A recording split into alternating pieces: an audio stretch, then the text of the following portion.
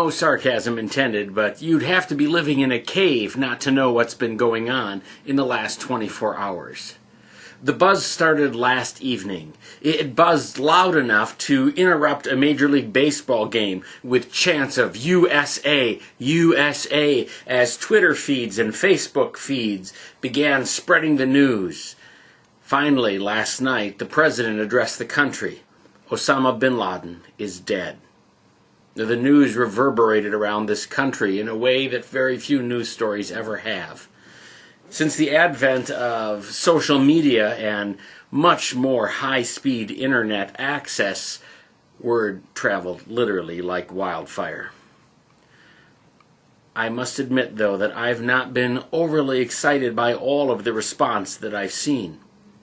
As I've looked and read Facebook response and tweets that have been out there and seen some of the headlines of our American newspapers, I saw a side of us as a people I've not seen before, and I have to admit, I'm not real excited about.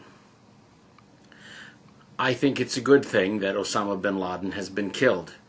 I think he was a terrorist leader. I think our government had every right to go after him.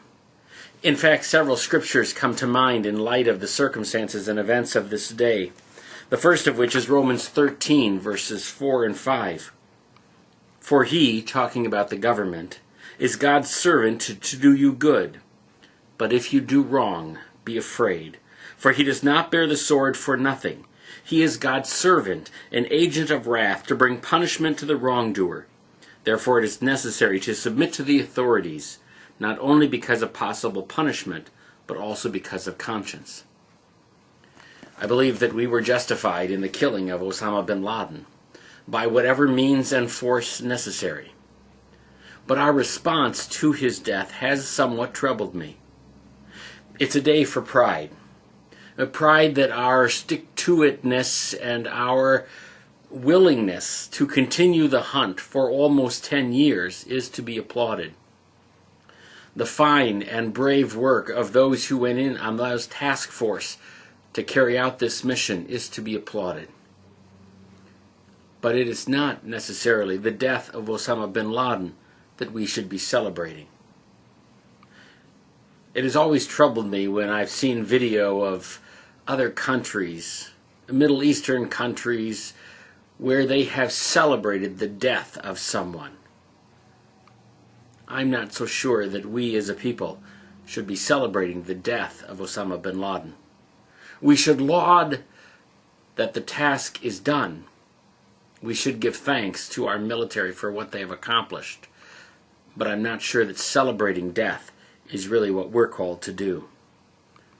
There's two other scriptures that come to mind. The first comes from Proverbs, which reminds us that this is nothing new. The reaction, the celebration, the joy, it's part of who we are as a people. Proverbs 11, verse 10. When the righteous prosper, the city rejoices.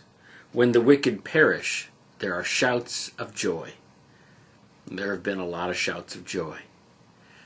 Another verse, though, that echoes on the heels of that verse comes from Ezekiel 33, verse 11.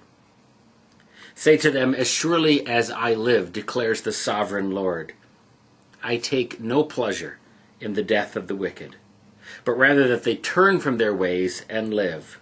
Turn from your evil ways. Why will you die, O house of Israel? I take no pleasure in the death of the wicked. God takes no pleasure in anyone's death. The final verse that echoes off of my head is John 3:16. I bet most of you could say it with me.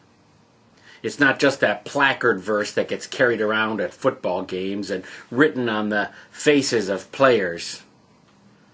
But it's that verse that reminds us that God so loved the entire world, that he gave his one and only Son, that whoever believes in him should have life. Life. That's what matters to God. I think we should give thanks for our military. I think we should rejoice in their stick-to-itness, in their willingness to carry out this task. And I think we should breathe a sigh of relief that the leader of this terror organization is gone. But let us not stoop to his level and celebrate his death.